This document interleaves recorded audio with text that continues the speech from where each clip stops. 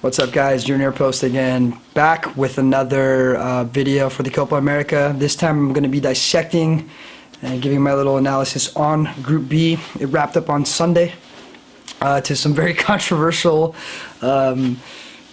goals and whatnot, and overall this group was just a shit show, man. My predictions completely went out the window. I didn't get a single one right in this group. But that didn't mean it wasn't exciting and fun to watch. Peru ended up taking it in first, Ecuador got second, Brazil third, and Haiti fourth. One thing I want to mention before I get into the games is Brazil beat Haiti 7-1. You know, that's a given.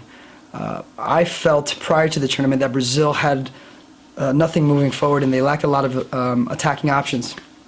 No Neymar, no Douglas Costa, no real solid striking option. And while they did beat Haiti 7-1, this isn't a game that you should ever judge Brazil on. Brazil is one of the best sides ever in soccer history. Haiti has made it to two major tournaments in their whole history, this one being their second. A much smaller nation, just nowhere near the level of Brazil. They shouldn't even be considered in the same planet. So Brazil beating Haiti 7-1 was nothing for me to really write home about. I wasn't impressed by it. Yeah, Brazil scored some nice goals, but I think Brazil under 17s could beat Haiti. You know, it wasn't that great of a game. It was cool. You know, there was a couple cool goals. I was actually more impressed that Haiti was able to attack, and they constantly attacked and they tried to get after it, and they ended up nipping a goal. And I was more excited about that and shocked by that than the overall scoreline. Moving along, we had Ecuador versus Peru, 2-2. This game was insane. Peru came out on fire. Two early goals. Looked like they were going to steamroll Ecuador. Ecuador woke up, came back, as they always do. They're never a side that really gets blown out. And they came back and tied the game up. You know, second half was just back and forth, open attacking football. Beautiful to see. Great game overall. Peru at this point really started to shock me because I had them going out in last place, believe it or not. But they did very well to draw against a very tough Ecuador side. Now in the last round, this is where the shitstorm went down. Ecuador beats Haiti 4-1. That's a give me. Ecuador played okay. They missed a few shots that they could have won this game 8-0.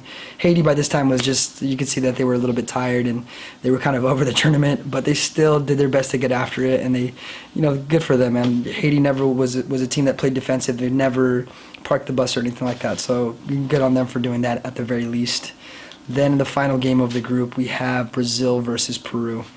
The overwhelming factor or theme, paradigm, whatever you want to call it in this, is that Brazil was shit and Brazil played very complacent and lax. They were not Brazil, okay? There's obviously the goal was a handball. The goal that Peru scored was a handball. There's no question about it. Unfortunately, with the rules that are in place right now in soccer, I think you're going to see something change very soon. Obviously, usually it takes something in a major tournament to change that paradigm. But to me, that's irrelevant, because if you are Brazil and you are playing Peru, you should beat Peru. Period. I don't care. The game should be 3-4-0 before Peru even gets that opportunity to score a handball. So, in my opinion, Brazil lost this game. They played like shit. They didn't play well all tournament to me. First game didn't show up against Ecuador. Sure, they beat Haiti, whatever. But in this game, they did not play well. And one thing that I mentioned prior to the tournament was that Brazil was going to lack attacking options, and that is one thing that absolutely 100% happened. They lacked attacking options, imagination, no creativity, and it was just, you know, Brazil shot themselves in the foot. And to me, Brazil are the reason Brazil lost. You know, yeah, of course there was dodgy officiating, but Brazil has been on the side, the opposite side of the coin. That's the way the game goes. Unfortunately, you know, I disagree with the call. I think it was a handball and it shouldn't have counted. But unfortunately, right now, with the rules that we have currently, that's what happens. And Peru ends up going through. Sucks for Brazil. Dunga's going to be on the hot seat. Now Brazil really need to do well in the Olympics, and they really need to win the Olympics handily in Rio, or else I really don't know what's going to happen to Brazilian football after that. I mean, it's just a crazy fall from grace that's been happening for Brazil over the past couple of years. That's for damn sure. But looking forward into the knockout stages, Peru end up facing Colombia. Right now, I think these are two sides that are equal at this moment. On paper, Colombia has more talent, they have more experience, but Colombia is not playing well in this tournament to me. So I see this game going either way, especially with the momentum that Peru have. They haven't been at this level in a very long time. They've got a lot of excitement, some momentum, and they've got some really good players on their side. They've got good resolve, and they get stuck in. They've got good attacking talent. So I think Peru will give good opposition to Colombia. I see this one going either way, maybe even into penalty kicks. But I would not be surprised if Peru beat Colombia or Colombia beat Peru. Again, either way. Ecuador ends up getting second in the group. They play first place of Group A, which is the United States. Ecuador seemed to kind of take their foot off the pedal in that last game. Sure, they scored a handful of goals. They probably could have, again, like I said, they could have had 8.